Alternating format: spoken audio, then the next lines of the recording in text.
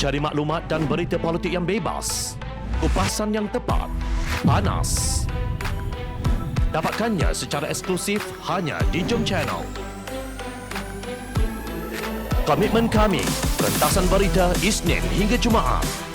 Berbicara dan isu semasa, kami garapkan secara langsung. Panel-panel berkaliber dan profesional.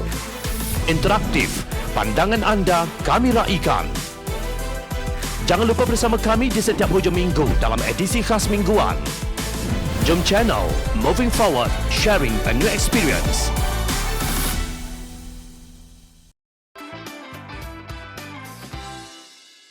Rundingan untuk sembuhkan negara. Ketika politik tanah air dilanda sindrom menjual kesetiaan sehingga menyuburkan budaya lompat-melompat, Pakatan Harapan kekal berprinsip dan komited secara berterusan demi kepentingan demokrasi dan pemulihannya, kata Naib Presiden Amanah Datuk Seri Dr. Mujahid Yusof. Beliau menegaskan rundingan dengan Perdana Menteri Datuk Seri Ismail Sabri Yaakob adalah atas agenda besar keperluan demokrasi dan bukan kompromi jual prinsip, apatah lagi menerima tawaran-tawaran kedudukan. Persefahaman adalah atas asas reformasi parlimen dan perundangan serta penggubalannya. Banyak perkara yang tergenala dari aspirasi politik Pakatan Harapan sekurangnya dapat dilunaskan sebahagiannya melalui perjanjian persefahaman ini, ujarnya. Mujahid berpendirian bahawa keberjayaan politik yang cuba menularkan budaya kesetiaan boleh dijual beli perlu disekat segera.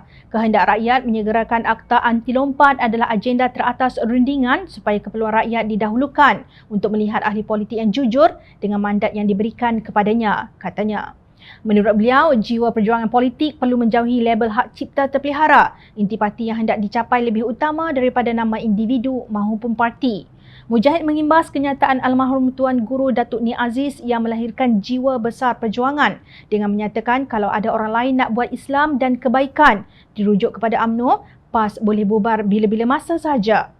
Beliau menyenaraikan 3 unsur penting sebagai hikmah di sebalik rundingan yang dimeterai dalam MOU berkenaan, iaitu pertama, mencapai konsensus nasional. Kedua, mempertegaskan budaya rundingan berprinsip dan ketiga, melumpuhkan politik jual kesetiaan demi jawatan. 3 hikmah tersebut di sebalik MOU Pakatan Harapan dan Perdana Menteri bagi Mujahid adalah isyarat kemenangan awal politik baharu. Dipercayai mengulas mengenai cemuhan terhadap MOU ini, Mujahid berkata negara ini sedang melalui transisi yang sukar. Justru rakyat daripada pelbagai latar dan kecenderungan kepartian harus memudahkan cita-cita rundingan ini.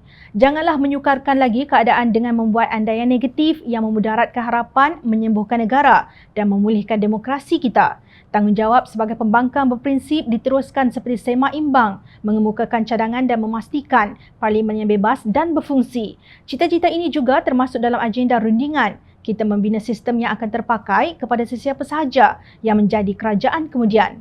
Rugilah kita jika peluang memulihkan dan menyembuhkan negara bersama disia-siakan. Lagipun inilah norma baharu politik pasca COVID, iaitu berkompromi dari tapak prinsip untuk sembuhkan negara, tegasnya. Tidak keterlaluan rasanya jika pemeteraian MOU transformasi dan kestabilan politik di antara Kerajaan Persekutuan dan Pakatan Harapan ini dianggap sebagai satu kejayaan Pakatan Harapan dan rakyat.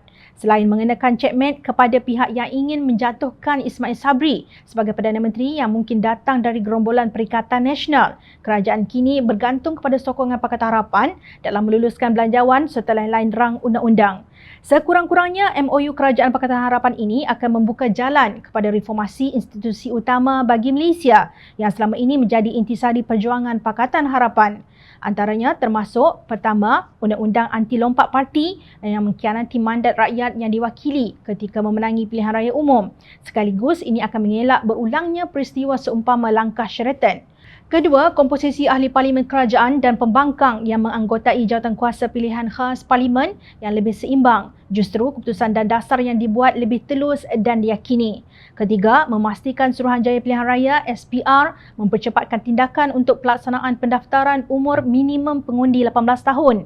Sebelum ini, Kerajaan Perikatan Nasional dilihat keluk-kelek berhubung perkara yang mereka sudah persetujui di parlimen. Benar adalah menjadi hak mana-mana pihak untuk tidak bersetuju dengan MOU ini.